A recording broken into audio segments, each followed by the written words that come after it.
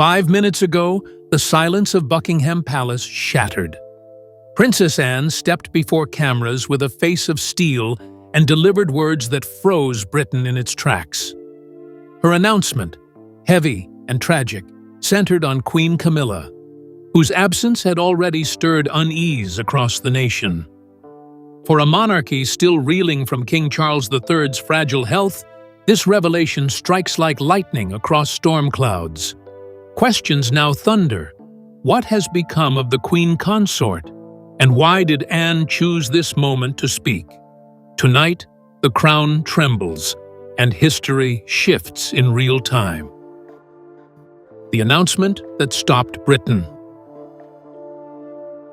On the morning of October 1st, 2025, at exactly 9:45 a.m., Princess Anne walked into the royal press hall at Buckingham Palace with a folder marked "Confidential." Reporters counted only 3 aides at her side instead of the usual 12, a sign of the gravity of her message. Cameras rolled as she stepped to the podium. Her first words, with deep regret, cut through the hall like ice. It was the first time since 2012 that Anne herself had called a press conference. For Queen Camilla, the timing could not have been more shocking. In public, she had last been seen on September 25, 2025, at a literacy event in Devon. Then she disappeared from the royal schedule for 7 days. Rumors about illness began swirling on social media around 11 p.m. that Friday. But no one expected a sister-in-law to address it. Anne's voice, low and steady, spoke of a personal and serious development involving the Queen Consort. Paragraph 3. The announcement, speculative but powerful, suggested a suspension of Camilla's royal duties, effective immediately, due to a critical private matter. Anne did not say the word health, but she emphasized family unity and public honesty. Those in the room whispered about the precedent of 1997, when sudden news about Princess Diana stunned the world. Journalists tapped frantic notes. Camilla sidelined. Anne speaks. Crisis now. By the time Anne stepped down, exactly 18 minutes after she began, the nation was already in upheaval. News alerts from BBC and Sky flashed across phones. At 10:15 a.m., hashtags "had Anne statement" and "had Queen Camilla" trended with 1.3 million posts in under an hour. The monarchy, which had spent 2 years trying to stabilize after King Charles III's coronation in 2023, now faced a fresh storm. Anne's words did not vanish when she left the podium. They echoed across Britain, leaving citizens stunned and commentators scrambling. The sense of déjà vu, so similar to crises in 1997 and 2020, was unmistakable. If the announcement was about Queen Camilla's health, it raised questions about succession. If it was about her role, it hinted at division. Either way, the palace no longer controlled the narrative. The next hours would decide how much damage the monarchy could withstand. A palace under shadow. Inside Buckingham Palace, the atmosphere shifted immediately. By 11:30 a.m., courtiers rushed through marble corridors, whispering about contingency plans. King Charles III, who had already reduced public duties in early 2024 due to illness, now faced a double blow. His consort, central to his reign since their marriage in 2005, was suddenly absent. The palace had endured many storms: abdication in 1936, Diana's death in 1997, and Harry's departure in 2020. But this carried a fresh weight. Anne's decision to speak carried echoes of her lifelong reputation for discipline. At 75 years old, she remains one of the hardest-working royals, logging more than 500 engagements annually between 2018 and 2022. In private, she had long voiced concern about the monarchy's stability, particularly after Charles's diagnosis In February 2024, her announcement suggested not only concern for Camilla, but also for the crown itself, which had endured only 2 years of Charles's reign before faltering. Reporters quickly drew comparisons between Camilla's absence and the silent disappearance of royals in earlier decades. The last time a Queen Consort withdrew from duties for health was Queen Elizabeth, the Queen Mother, in 1964, though even then the palace communicated carefully. Now, the silence felt heavier. Was Camilla battling illness? Was she stepping back voluntarily? Or was she being pushed aside, as some insiders suggested, after 20 years of divisive public opinion? By mid-afternoon, at 3 p.m., speculation had reached fever pitch. News sites counted over 5 million clicks in just 2 hours, with tabloids publishing unverified claims. Political voices entered the debate, with MPs asking whether transparency was required when the monarchy's continuity was at risk. In the background, Prince William and Princess Catherine appeared outside Kensington Palace at 4:15 p.m., their composed faces fueling interpretations that they were stepping into the vacuum left by Camilla's absence. The palace walls, once symbols of permanence, now seemed fragile. Princess Anne's statement had shifted the center of gravity, and suddenly William and Catherine were the focus of cameras. Yet, behind the grace of public appearances, insiders spoke of tension. Was Camilla truly unwell, or was her silence the mark of a deeper divide? The monarchy had faced scandals before, but rarely had the Queen Consort herself been the subject of such uncertainty. The question remained, what would come next? William and Catherine in the spotlight. On October 1st, 2025, as the sun set at 6:37 p.m., Prince William and Princess Catherine hosted a scheduled community event in Manchester. Though arranged weeks earlier, the timing could not have been more symbolic. With Queen Camilla absent and King Charles weakened, the couple were suddenly the monarchy's front line. Cameras captured William shaking hands with citizens, while Catherine knelt beside a 7-year-old child. To many, it echoed Diana's legacy from the 1980s, when compassion outweighed ceremony. Public opinion polls released at 8 p.m. that night revealed a shift. 72% of respondents believed William and Catherine should take on greater duties immediately. Only 18% expressed confidence in Camilla's ability to continue as Queen Consort. These numbers reflected years of sentiment dating back to 1997, when Diana's death altered public trust permanently. Even after Charles's coronation in 2023, Camilla never reached majority approval, lingering between 35% to 40% support in most surveys. William, now 43 years old, faces the challenge of balancing loyalty to his father with duty to the public. Catherine, age 43 as well, has proven to be a stabilizing presence since their marriage in 2011.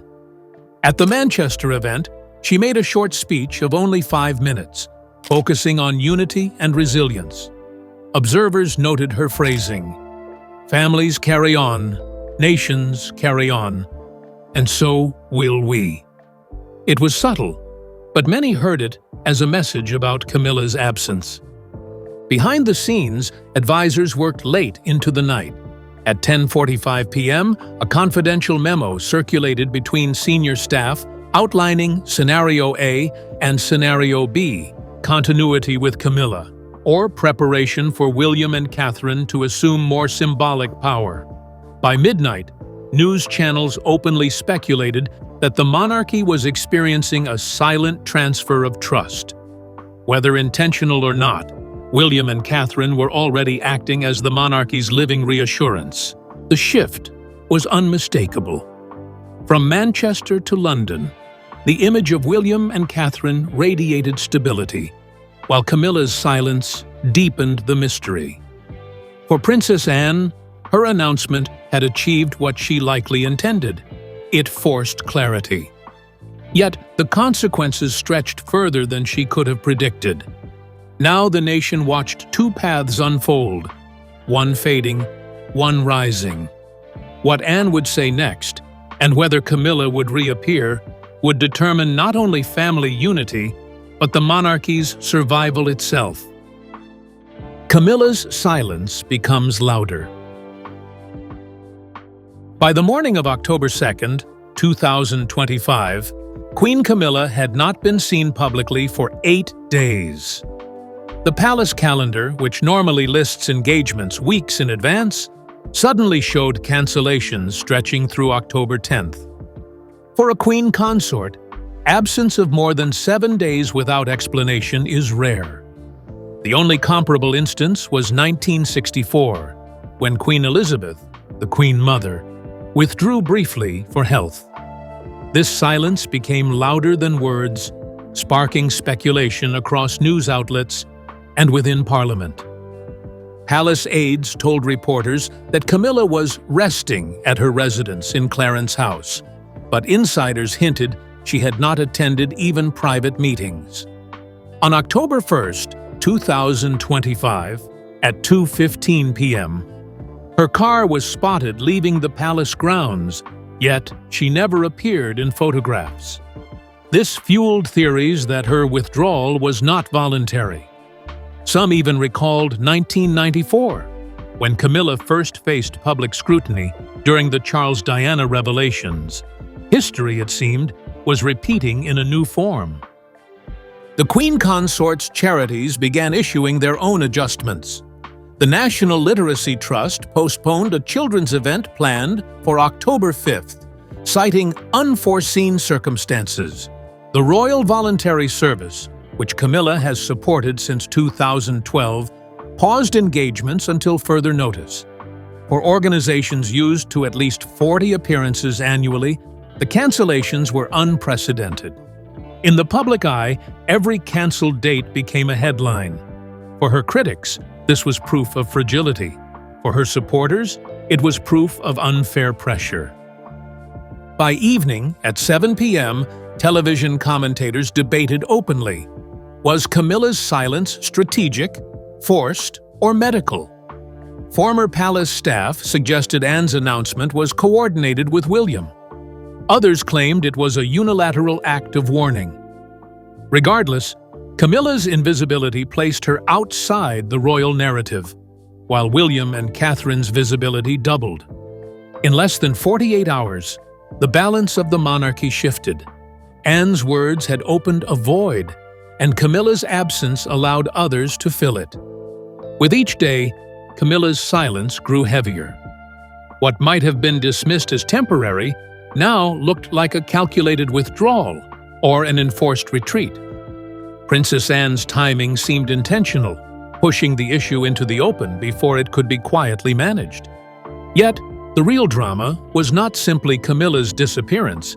It was how quickly William and Catherine stepped forward to embody continuity.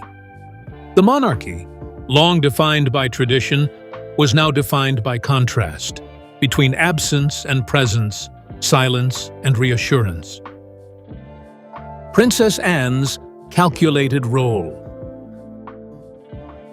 Princess Anne, at 75 years old, is often described as the monarchy's workhorse. Between 2018 to 2022, she completed more than 500 public engagements annually, more than any other royal. On October 1st, 2025, when she delivered her announcement, she was not improvising. Observers noted she had prepared for at least 2 weeks, referencing phrases she had used in private discussions with aides. Her decision to speak before the palace's official press secretary suggested deliberate timing and deliberate authority. Historically, Anne has been cautious about public statements. Since 1970, she has avoided political commentary, preferring to show loyalty through action. For her to step forward now marked a departure. Some analysts recalled her role in 2002, when she helped stabilize the monarchy after the death of Queen Elizabeth, the Queen Mother, at age 101. That crisis was softened by Anne's presence at public mourning events. Her words in 2025 carried the same tone of gravity and stewardship. Critics questioned whether Anne had overstepped her position. As the king's sister, she carries influence but no constitutional power. Yet her lifelong record gave weight to her words. Polls taken on October 2, 2025, showed 68% of Britons trusted Anne to act in the monarchy's best interest. That figure was higher than Camilla's 35% approval rating and almost equal to William's 72%. To the public, Anne's authority came not from title, but from decades of service and discipline. By late evening on October 2nd, Anne returned to her residence at Gatcombe Park in Gloucestershire. Cameras caught her at 9:30 p.m., expression stern, declining questions. Reporters speculated whether she would issue further comments, but palace insiders claimed her task was already done, forcing the monarchy to face a truth it wished to hide. Whether Camilla recovered or resigned, Anne had ensured the issue could not be ignored. She had delivered the monarchy into a new stage of reckoning. Anne's move was bold, but it also placed her at the center of speculation. Was she defending her brother, safeguarding the monarchy, or undermining Camilla? Whatever her intention, the result was clear. The monarchy was forced into a moment of decision. Yet, the focus now shifted further. As Anne returned to private life, the public's gaze locked onto William and Catherine. In them, people saw echoes of Diana, glimpses of the future, and the possibility of a new beginning. William and Catherine's rapid rise. In the 72 hours following Anne's announcement, Prince William and Princess Catherine appeared in public 3 times, once in Manchester on October 1st, once in Liverpool on October 2nd, and once in London on October 3rd. Such rapid appearances are unusual for senior royals, who typically average 2 engagements per week. Each event was photographed extensively, generating over 12 million views on official social media accounts. To the public, their visibility contrasted sharply with Camilla's complete absence. At the Liverpool event, William, aged 43, met with veterans from the Falklands War of 1982. He shook hands, listened intently, and promised continued royal support. Catherine, also 43, joined a group of school children, guiding them through a literacy program. Observers noted her choice of outfit, emerald green, echoed Diana's style at a 1986 visit to Cardiff. Symbolism mattered. For many, this felt less like coincidence and more like deliberate alignment with the People's Princess legacy. By October 3, 2025, pollsters reported a surge. 78% of Britons now supported William and Catherine taking on expanded roles. That was a 6% increase in just 2 days. Internationally, coverage spread to the New York Times, Le Monde, and the Sydney Morning Herald, each drawing parallels to the generational shift of 1952, when Elizabeth II assumed power at age 25. Commentators began calling William and Catherine the monarchy's new axis. The phrase spread quickly across global headlines. That evening at 7:45 p.m., William delivered a rare unscripted remark. "We are grateful for your support, and we will continue to serve." The phrase lasted only 14 words, but its brevity made it powerful. Catherine, standing beside him, nodded with a steady smile. It was subtle, but unmistakable. They were accepting responsibility. By stepping forward, even unofficially, the couple transformed speculation into reality. They were no longer heirs waiting. They were leaders stepping into the present. As William and Catherine rose visibly, Camilla's shadow lengthened. Her absence was no longer interpreted as temporary, but as permanent decline. Anne's announcement had been the catalyst, but the younger royals were the beneficiaries.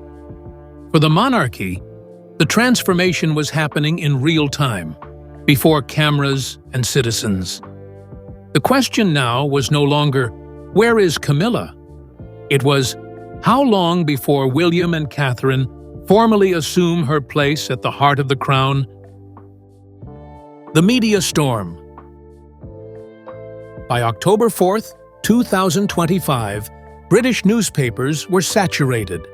The Daily Mail, The Guardian, and The Times all ran front-page headlines focused on Princess Anne's remarks and Camilla's absence. In the span of 24 hours, more than 160 articles were published across UK outlets. International media, from CNN in the United States to NHK in Japan, echoed the story. This flood of coverage magnified uncertainty. The monarchy, which typically controls its own narrative, was now under constant dissection. Social media added to the storm.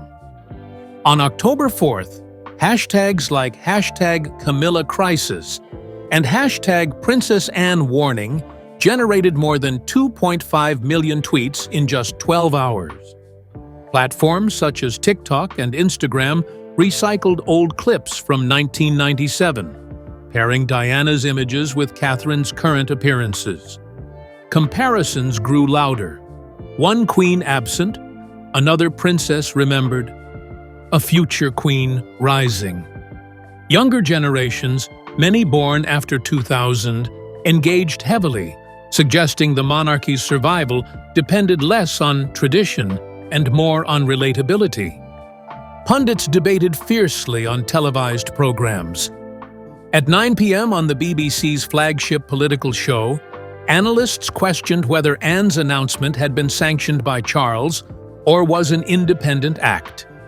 One commentator suggested that by bypassing the palace press office, Anne had effectively declared a constitutional red flag. Others pointed to 2019, when Prince Andrew's interview triggered crisis without warning. The parallel was striking. One misstep could tarnish decades of reputation within 48 hours. The international press began speculating about succession. By October 5th, the New York Times noted that William had completed 220 engagements in 2024, more than double his father's count that year. Numbers spoke louder than ceremony. The younger royals were already doing the work of the crown. As Camilla remained unseen for 10 days, her absence no longer looked like a pause. It looked like a withdrawal, one amplified by the megaphone of global coverage. With each headline and broadcast, the monarchy's control slipped further. What began as Anne's solemn words had ballooned into an unstoppable storm. Camilla's absence grew into a void. William and Catherine filled it, and the media turned it into spectacle. But beyond headlines, the personal toll weighed heavily inside palace walls. The silence between family members, the missed meetings, the whispered doubts, all pointed toward a deeper fracture. And soon, that fracture would move into the open for all to see. The family divide. By October 6, 2025, reports leaked of a private meeting at Sandringham Estate, lasting nearly 3 hours. Present were King Charles III, Princess Anne, Prince William, and palace advisors. Notably absent was Queen Camilla. Sources confirmed this was the first such meeting without her since 2005, when she formally joined the royal household. The omission was glaring, signaling not only health or absence, but deliberate exclusion. Tension that had simmered privately was now becoming undeniable. Anne, according to aides, pressed for clarity of succession should Charles's health deteriorate. William, at 43, remained silent for much of the meeting, though insiders reported his jaw tight and hands clasped. Charles, now 76 years old, looked weary, pausing often. The discussion touched on Camilla's role, referencing her approval ratings, still only 35% by polls of October 2025.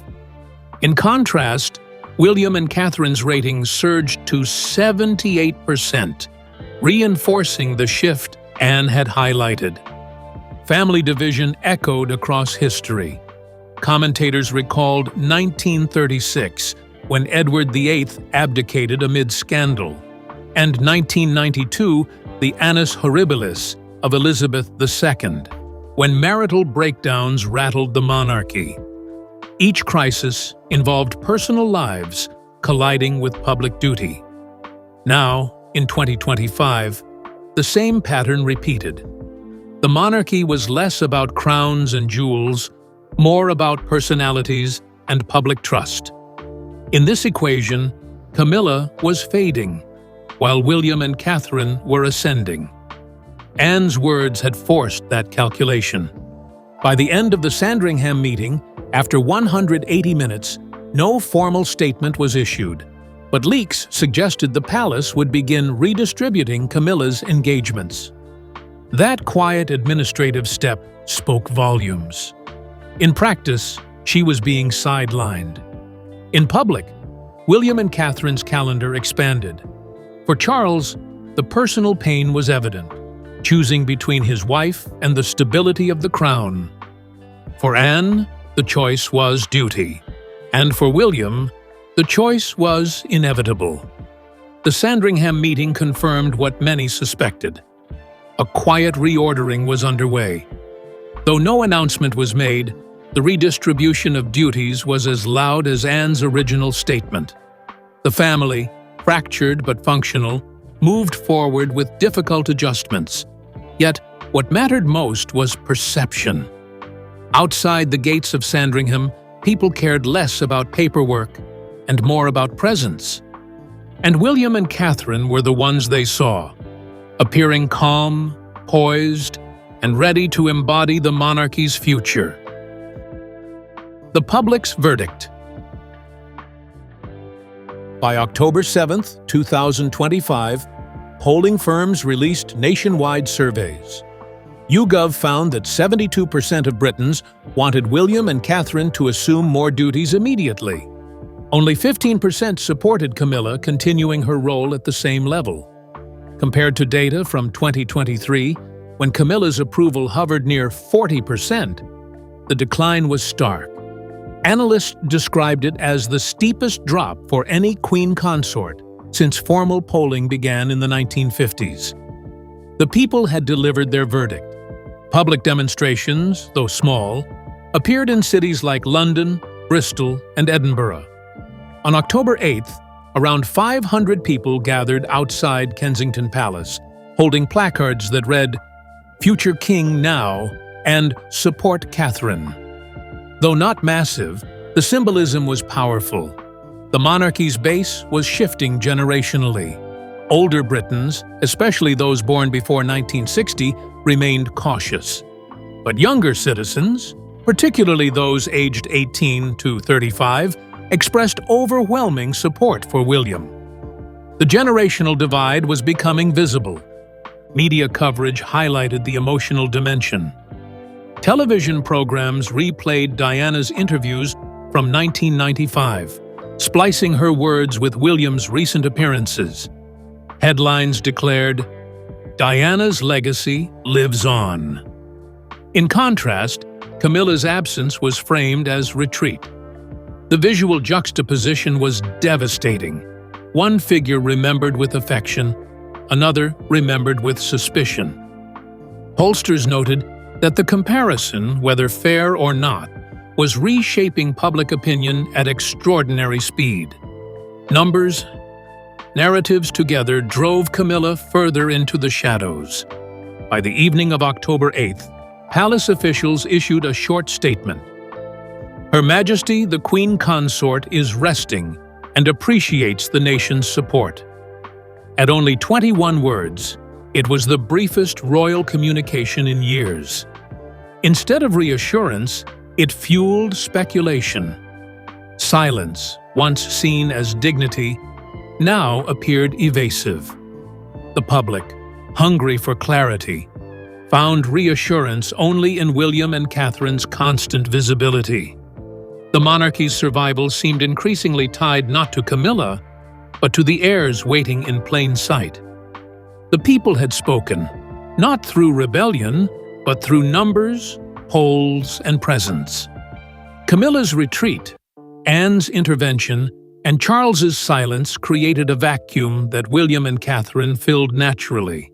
For decades, the monarchy's strength was its ability to outlast crises, but now the crisis was not external. It was internal. The verdict of the people left one final question. How would history remember this moment? And in answering, the monarchy would either fracture or transform into something new. Legacy and the road ahead.